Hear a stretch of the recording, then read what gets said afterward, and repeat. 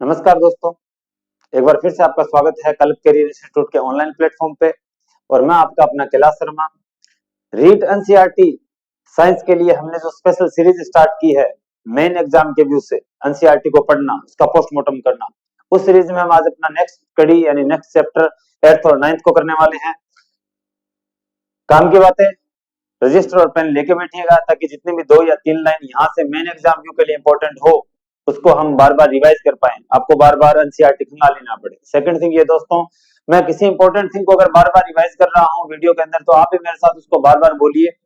जहां बैठे हैं, जिस भी हालात में बैठे हैं, मन में बुदबुदाइए, चाहे कम आवाज में बुदबुदाइए, लेकिन थोड़ा बोलिए ताकि बोलने से आपको वो चीजें याद रहेगी, बहुत ज्यादा याद रहेगी आपको। चलिए दोस्तों, चैप्टर को स्टार्ट करते हैं। फर्स्ट पेज लेसन है अपना जल के बारे में, और पहले पेज पे कोई भी अपने लिए इंपॉर्टेंट जानकारी नहीं है, क्रॉस का साइन आपको दिखाई दे रहा है। सेकंड पेज पे चलते हैं दोस्तों। जल वाष्प यानी कि जल जो द्रव है वो गैसीय अवस्था में बदल जाना, जो बदला है उसे क्या कहेंगे, हम जल वाष्प कहेंगे। नेक्स्ट पेज पे वाष्पीकरण है। वाष्पीकरण आपको मालूम है कि द्रव अवस्था का जल का द्रव अवस्था से गैसीय अवस्था में बदलना क्या होता है, वाष्पीकरण होता है। बाकी इस पेज पे कुछ भी इंपॉर्टेंट नहीं है, आप देख सकते हैं। नेक्स्ट चलते हैं, काफी कुछ इंपॉर्टेंट चीजें आने वाली है यहाँ, जो आपके मेन एग्जाम के व्यू से काफी इंपॉर्टेंट है। और यकीन मानिए दोस्तों कि अगर किसी ने एनसीईआरटी से ढंग से नहीं की तो आएगा भी नहीं, वो प्रश्न कर भी नहीं पाएगा। संघनन है दोस्तों यहाँ पे। संघनन क्या होता है कि जल का गैसीय अवस्था से कौन सी अवस्था में बदलना, द्रव अवस्था में बदलना। कौन सी अवस्था में बदलना, द्रव अवस्था में बदलना, ये संघनन होता है। आप देख सकते हैं, मैं आपको दिखा दूं इस पेज पे, और कुछ भी इंपॉर्टेंट नहीं है, केवल एक संघनन नाम आया है। ठीक है, हम इसी हिसाब से करेंगे। 6th क्लास का मटेरियल करेंगे, 7th में 7th का, 8th में 8th का, ताकि आपको कोई भी परेशानी ना हो। इस पेज पे देखिए दोस्तों, सेम वही है कि रिसाव हुआ है कि नहीं हुआ, यही है संघनन। ये आपके सामने जो डायग्राम दिखा रखा है ये किसका है, संघनन का है। हम 6th क्लास में केवल 6th क्लास का ही मटेरियल करेंगे। संघनन के बारे में हम बात कर चुके हैं। नेक्स्ट पेज की बात करते हैं। सेम थिंग दोस्तों, संघनन हो चुका है। इस पेज की बात करें तो कुछ भी, there is not even a single thing which we should read. Next, बर्फ। आपको भली भांति मालूम है कि कुछ चीजें इनके बारे में, जल की अवस्थाएं। एक तो बर्फ यानी कौन सी अवस्था, ठोस अवस्था। दूसरी कौन सी, जल सामान्य द्रव अवस्था। और तीसरी वाष्प यानी कौन सी अवस्था, गैसीय अवस्था। कौन सी अवस्था, गैसीय अवस्था। बर्फ जो है वो जल में तैरती है, क्योंकि बर्फ का क्या होता है, घनत्व कम होता है। क्या होता है, घनत्व कम होता है, जबकि जल का घनत्व क्या होता है, ज्यादा होता है। क्या होता है, घनत्व ज्यादा। और बर्फ का घनत्व क्या होता है, कम होता है। इस वजह से बर्फ क्या होती है, बर्फ जल के ऊपर तैरती है। हम आगे बात करेंगे कि किस तरह की केज लाइक स्ट्रक्चर होती है। वो आप सोच रहे होंगे कि सर ने इतना ही बताया और क्यों नहीं बताया, क्योंकि हम केवल ओनली क्या कर रहे हैं, 6th क्लास की एनसीईआरटी का ही अध्ययन कर रहे हैं और कुछ भी नहीं कर रहे। नेक्स्ट पेज पर, हिमीकरण किसे कहते हैं। हिमीकरण यानी कि सामान्य सी बात है, वापस हिम का बनना, यानी द्रव से किस में आना, ठोस अवस्था में आना। कौन सी अवस्था में आना, द्रव से ठोस अवस्था में आना। वायुमंडलीय जल जनित्र क्या होता है, वायुमंडलीय जल जनित्र है कि इस वायुमंडल में जितनी भी जल वाष्प है, यानी जो गैसीय स्टेट के अंदर है, उसको वापस कौन सी स्टेट के अंदर लाना, द्रव अवस्था में लाना, यानी लिक्विड स्टेट में लेके आना, और पीने के लिए उस पानी का उपयोग करना। इसके लिए जिस यंत्र का उपयोग किया जाता है उसे क्या कहते हैं, वायुमंडल जल जनित्र कहते हैं, वायुमंडल जल जनित्र मशीनें। चलिए दोस्तों, नेक्स्ट पेज पे चलते हैं। इस पेज पे जितनी जानकारी थी वो हो चुकी है। आपको जो यहाँ से लगे कि मेरे को नहीं आती, वो आप लिख सकते हैं, हाँ इंपॉर्टेंट जो होगी वो आपको बता दूंगा। यहाँ इस पेज के ऊपर 4 चीजें होती है, 1 नंबर, 2 नंबर, 3 नंबर, 4 नंबर।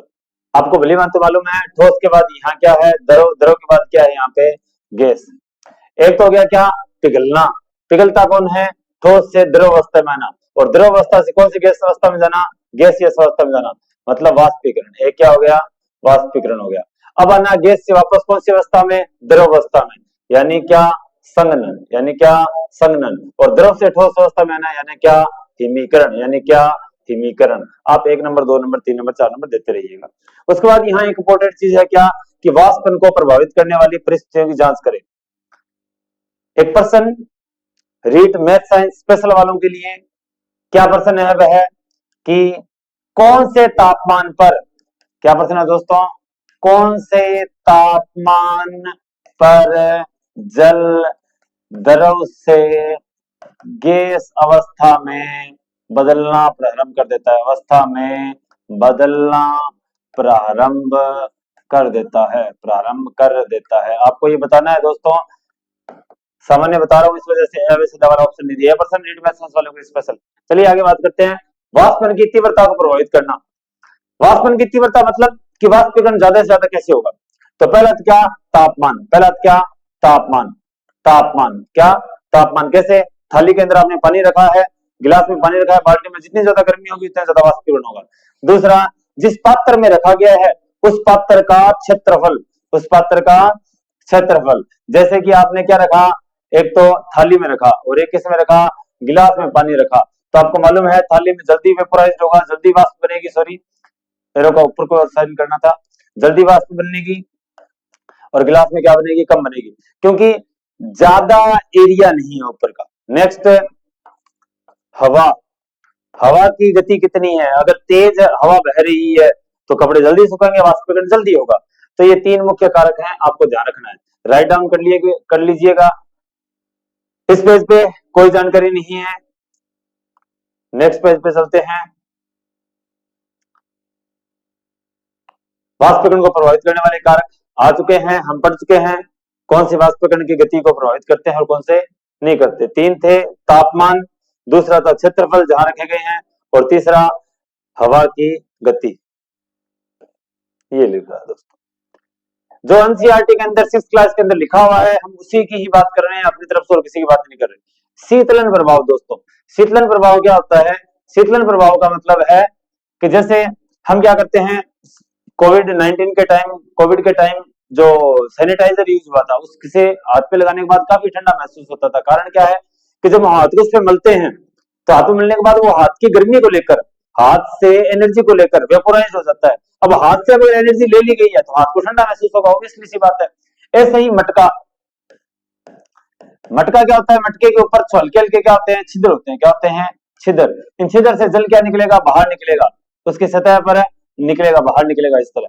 और जब ये बाहर निकलेगा तो ये क्या होगा, एनर्जी लेगा, अंदर जो पानी है उसकी एनर्जी लेके वेपोराइज हो जाएगा। जब ये अंदर से एनर्जी ले रहा है तो अंदर का पानी क्या हो जाएगा, अपने आप ठंडा हो जाएगा। इसे क्या कहते हैं, शीतलन प्रभाव। क्या कहते हैं, शीतलन प्रभाव। क्या कहते हैं, शीतलन प्रभाव कहते हैं। और याद रखना, जितना ज्यादा वाष्पीकरण होगा शीतलन प्रभाव उतना ही ज्यादा अफेक्टिव होगा, उतना ही ज्यादा क्या होगा, अफेक्टिव होगा। एक यहाँ लास्ट बरसात के दिनों में जल वाष्प की मात्रा अधिक होती है, यानी कि पहला कारण क्या था, वाष्पन की तीव्रता को प्रभावित करना, पहला क्या था, ताप था।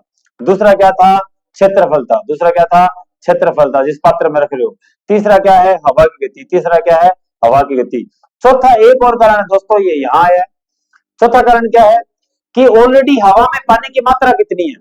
जैसे कि इसने यहाँ लिखा है कि बरसात के दिनों में आर्द्रता ज्यादा होती है, यानी कि वायुमंडल में ऑलरेडी पानी की मात्रा ज्यादा होती है, इस वजह से वाष्पीकरण की मात्रा क्या हो जाएगी, कम हो जाएगी। अगर आर्द्रता ज्यादा, ह्यूमिडिटी 100, अगर आर्द्रता ज्यादा तो वाष्पीकरण है, वेपोराइजेशन क्या हो जाएगा, कम हो जाएगा।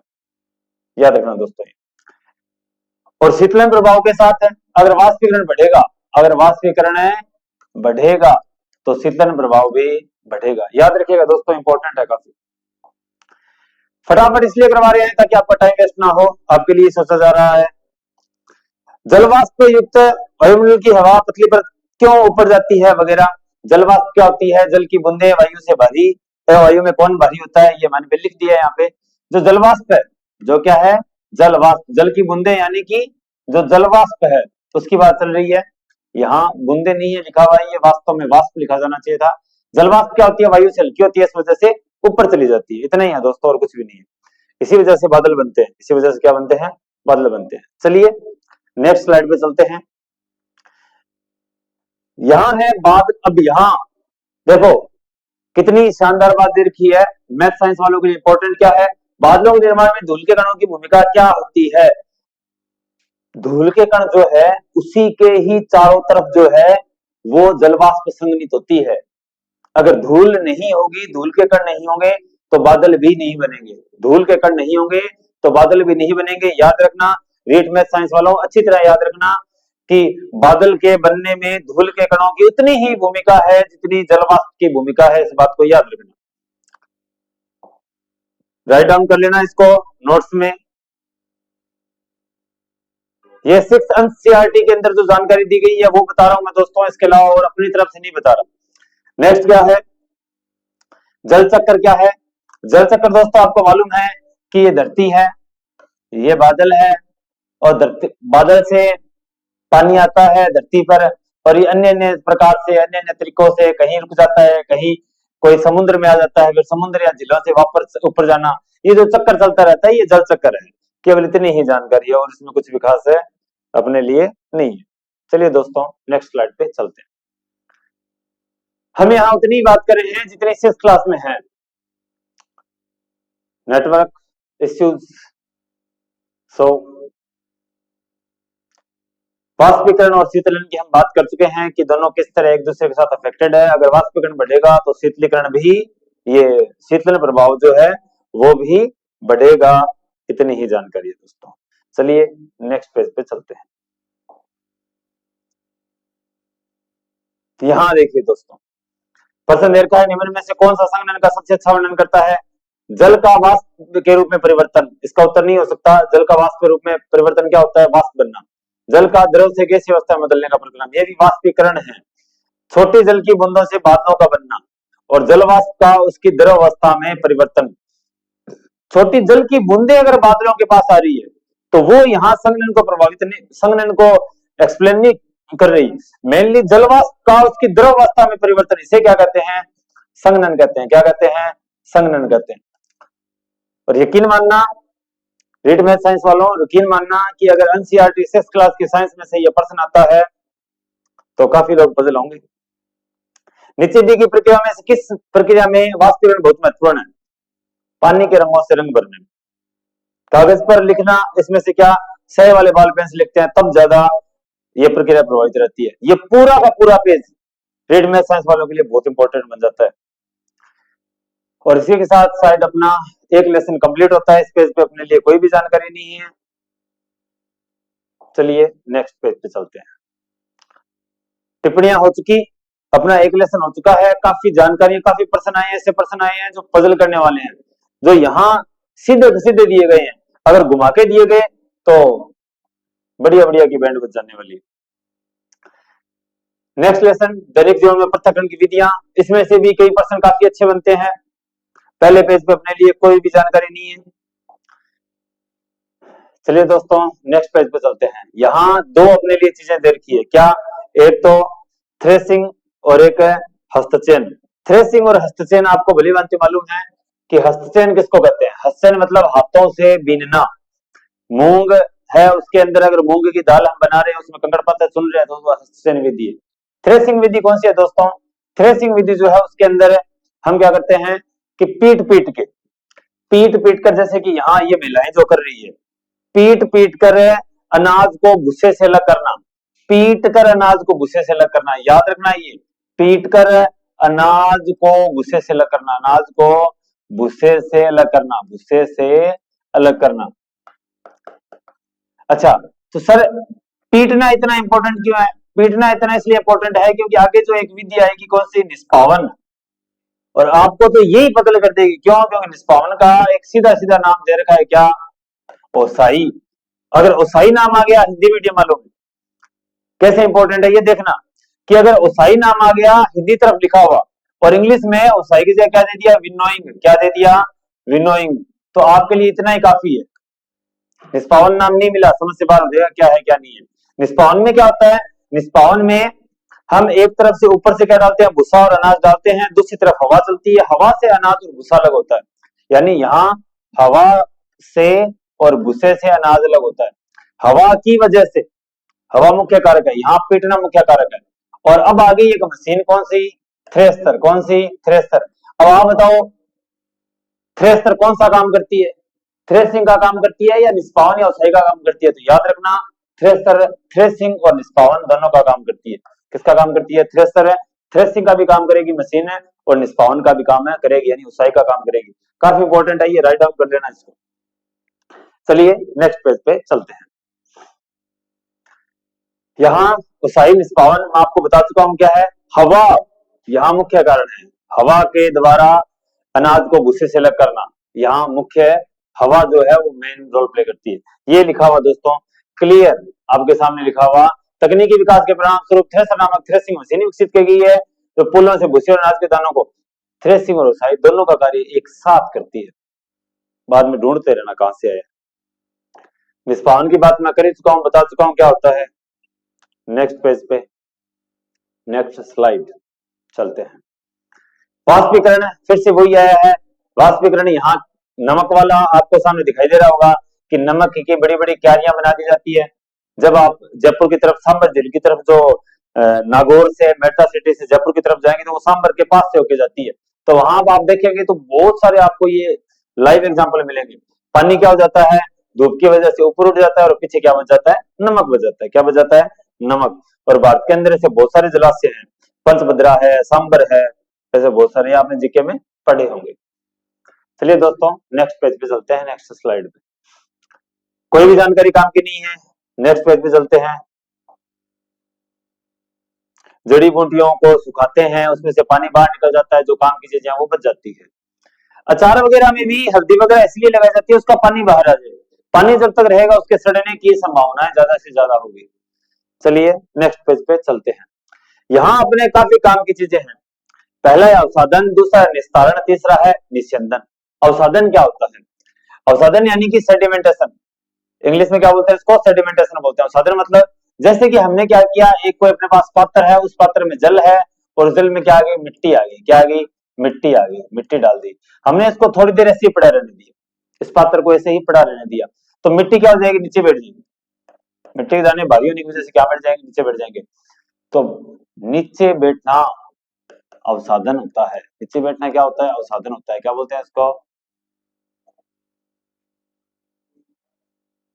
सेडिमेंटेशन। क्या बोलते हैं इसको, सेडिमेंटेशन बोला जाता है। निस्तारण क्या होता है, अब इसको टिल्ट करेंगे थोड़ा, ऐसे सीधा है, इसे टिल्ट करेंगे।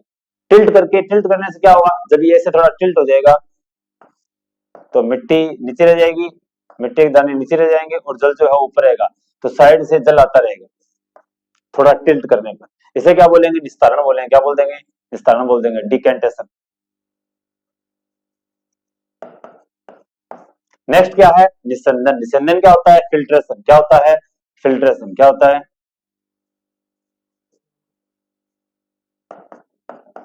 फिल्ट्रेशन होता है। तो टिल्ट करके, टिल्ट करके द्रव बाहर निकालना क्या होता है, निस्तारण होता है। तीनों याद रखना। छानना जो है वो निस्यंदन का ही एक तरीका है, छानना जो है वो निस्यंदन का एक तरीका है। फिल्ट्रेशन आप किससे करते हैं, जनरली हमने अपने स्कूल्स के अंदर या फिर बहुत सारे मेथड पढ़ते हैं, क्रोमेटोग्राफी वगैरह जो मेथड है, लेकिन उनमें से एक सामान्य हम सभी जानते हैं, किसके बारे में, फिल्टर पेपर के बारे में। किसके बारे में, फिल्टर पेपर के बारे में। फिल्टर पेपर ऐसा होता है गोल, फिर वो ऐसे होता है, फिर इसको ऐसे किया जाता है, फोल्ड किया जाता है आधा, फिर उसको और फोल्ड करते हैं, फिर उसको जो कॉनिकल जो एक वो जिसको क्या बोलते हैं, कीप जिसको बोलते हैं, उस कीप के अंदर, फनल के अंदर लगाते हैं और ऊपर से अपने मटेरियल डालते हैं तो वो छन जाता है। तो जिस बीच में उपकरण का हम यूज कर रहे हैं, जिस सामग्री का उपयोग कर रहे हैं, उसे क्या बोलेंगे हम, निस्यंदक। क्या बोलेंगे, निस्यंदक बोलेंगे। क्या बोलेंगे, निस्यंदक। निस्यंदक कुछ भी हो सकते हैं, फिल्टर पेपर निस्यंदक रहा, कोक निस्यंदक रहा, रेत निस्यंदक रही, यूज हो सकते हैं ये निस्यंदक। तीनों आपको याद होना चाहिए अच्छी तरह। अवसादन क्या होता है, नीचे बैठना। निस्तारण क्या होता है, टिल्ट करके बाहर निकालना मटेरियल को। और निस्यंदन क्या होता है, किसी थर्ड कोई मटेरियल है उसके थ्रू क्या करना, साफ करना। ठीक है। और छानना जो है वो निस्यंदन में शामिल है। छानना जो है वो क्या है, निस्यंदन में शामिल है। और ये देखो दोस्तों, निस्तारण है ये, कि जो चाय की पत्ती है वो नीचे रहेगी, यानी जो चाय पत्ती वो नीचे रहेगी और चाय जो है वो आगे आगे। ये आपको अच्छी तरह याद होना चाहिए। चलिए दोस्तों नेक्स्ट पेज पे चलते हैं। काफी इंपॉर्टेंट है ये, आपको याद रहना चाहिए।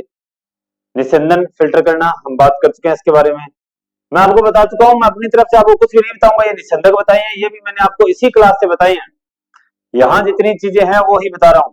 ये देखो फिल्टर पेपर का कैसे उपयोग किया जा रहा है, पहले मालूम है आपको। काम की चीजें, कपास, चारकोल, रेत, इनका भी निस्यंदक के तौर पर उपयोग किया जा सकता है। मैंने आपको बताया था चारकोल यानी कोक, कपास, इनका उपयोग किया जा सकता है। लेकिन यहां जरूरी चीज है क्या, निस्यंदक का चुनाव कैसे किया जाएगा। निस्यंदक का चुनाव किया जाएगा, जो पृथक की जाने वाली सामग्री है उनके कणों के आकार पर निर्भर करता है।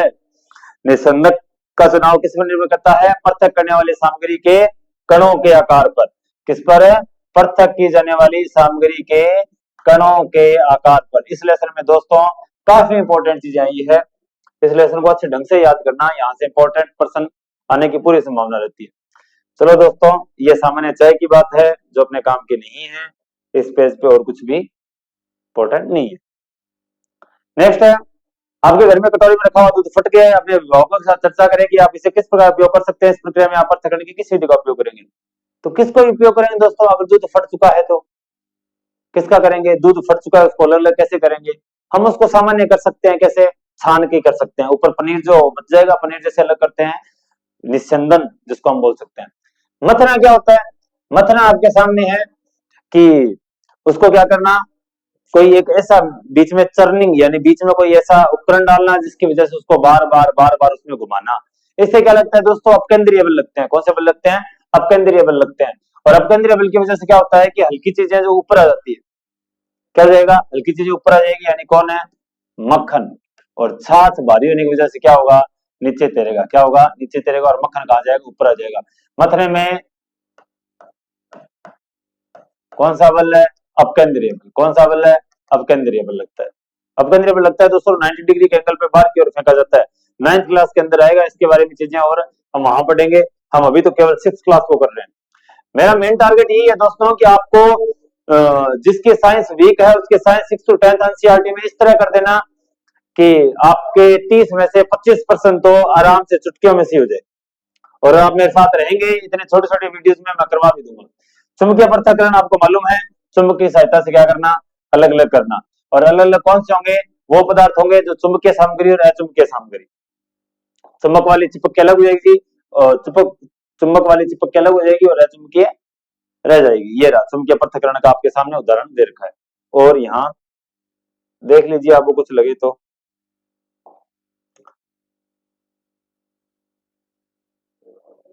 नेक्स्ट पेज,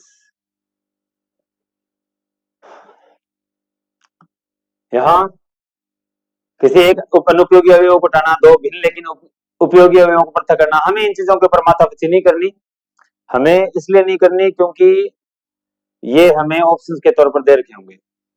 यहां देखिए, मथना कर चुके हैं, निस्तारण कर चुके हैं, मिश्रण, दो अलग अलग पदार्थों को मिलाना, अवसादन कर चुके हैं, अवसादन नीचे बैठना, निस्तारण एक तरफ निकालना, निस्यंदन छानना।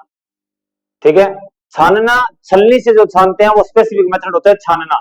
लेकिन अलग अलग सामग्री, जैसे कि हमने निस्यंदक के तौर पर रेत का उपयोग किया, कपास का उपयोग किया, चारकोल का उपयोग किया, वो निस्यंदन हो गया।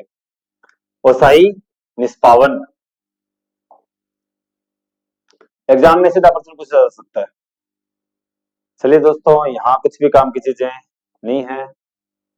इसी स्पीड के साथ हम लेसन में अपनी, और ये केवल एग्जाम्पल के तौर पे है, यहाँ पर आप बहुत आसान है, कर लेंगे आप, आपको इतना आता है, टाइम वेस्ट नहीं करेंगे। इस पेज पे, हाँ, यहाँ इस पेज पे ये हमारे लिए जानकारी थोड़ी काम की है। अगर आपको दिखाई नहीं दे रहा होगा तो मैं इसको थोड़ा जूम कर देता हूँ।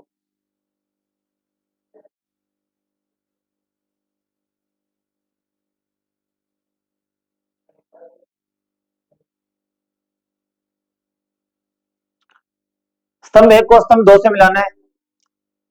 ध्यान रखना, read math science special important है ये, ध्यान रखना।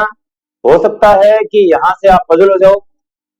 बहुत सी आसान चीजें हैं, बेसन और काले चने का मिश्रण, चौक पाउडर और पानी का मिश्रण करना, भुट्टे और आलू का मिश्रण अलग करना, लोहे के चूरे और बुरादे का मिश्रण करना, तेल और पानी का मिश्रण अलग करना। तेल और पानी का मिश्रण अलग करना किससे होगा, निस्तारण से। किससे होगा दोस्तों, निस्तारण से। एक तरफ टेढ़ा करना और वो निकल जाएगा ऊपर। तेल तैरता है क्योंकि तेल हल्का होता है। लोहे के चूरे और बुरादे का मिश्रण क्या होगा? चुंबकीय पृथक्करण। कौन सा होगा? चुंबकीय पृथक्करण। भुट्टे और आलू का मिश्रण है, उठा के अलग कर लेंगे, हस्तचयन। अब दो बचे छानना और निस्यंदन, ये तो एक जैसी सी बात है। बेसन और काले चने का मिश्रण, चौक पाउडर और पानी का मिश्रण। बेसन और काले चने का मिश्रण, उसको छलनी से छानेंगे हम, तो ये आएगा किसमें? छानने में। और चौक पाउडर और पानी का मिश्रण किसमें आएगा? निस्यंदन में आएगा। ध्यान रखना इसको, क्योंकि इसमें वो वाली विधियों का उपयोग करेंगे। इस पेज पे अपने लिए कोई भी जानकारी नहीं है, यहां भी कुछ भी नहीं, इसी के साथ अपना लेसन कंप्लीट होता है। तो आपने देखा, यहां तक अगर आपने वीडियो देखी है तो आपको मिल रहा है कि काफी इंपॉर्टेंट क्वेश्चंस है। एनसीईआरटी जो है वो इस ढंग से है कि हमें भी बहुत सारे क्वेश्चंस नहीं आते, तो इन क्लासेस को ढंग से रेगुलर करिए और प्रॉपर नोट्स बनाइए, और बार बार इन क्लासेस को देखने की जरूरत नहीं है। एक बार देख ली, नोट्स बना लिए, उसके बाद हमें केवल रिवीजन करना है। तो अपने साथियों को भी शेयर कीजिए, और यहाँ तक हमारे साथ बने रहने के लिए बहुत बहुत धन्यवाद। जय श्री राम दोस्तों।